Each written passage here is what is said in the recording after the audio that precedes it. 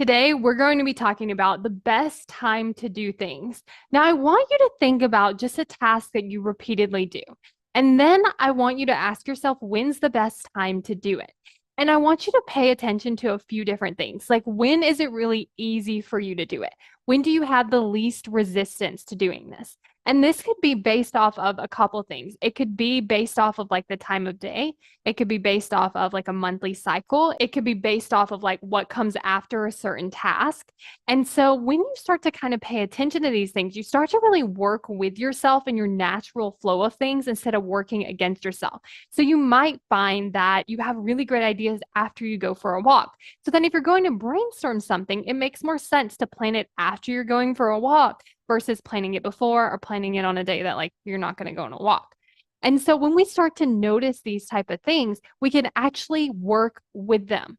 Notice when you feel a lot of resistance to doing something versus when you feel like it really flows. What's different? What is happening? What has changed? What is something that you could replicate? Because when you do that, you work so much more efficiently when it flows, when it's easy, and it's very simple for you to do, and it's so much more enjoyable, then you're actually going to want to do it. So it's not that resistance. Like, for instance, if I were to try to record podcast episodes at 8 p.m., like that really wouldn't be the best for me because I wouldn't feel very energized. I wouldn't feel like I want to do it. Another time that might not be that good is like if I'm recording them at like 6 a.m. or 7 a.m. because like I haven't woken up all the way yet.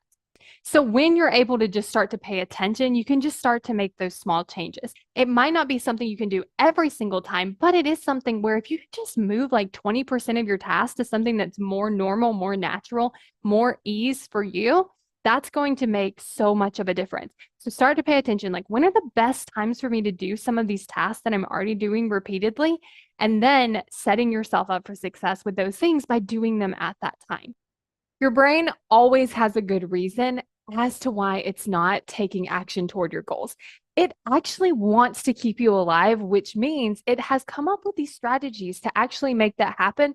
But unfortunately, those same strategies don't work for changing, creating something new, or achieving your goal. So if you want to learn about the strategies that your brain is actually using right now, then you want to get instant access to this video because we're going to talk about like what is your brain naturally wired to do, how it's not really working for you, and how you can actually start to change that and improve it and make progress so that your brain is more wired to help you take action and achieve your goals. Go to successbykayla.com to sign up and get instant access to that video. And then you're also going to be on my email list. So get ready for some really great emails that are going to help you take action toward your goals now.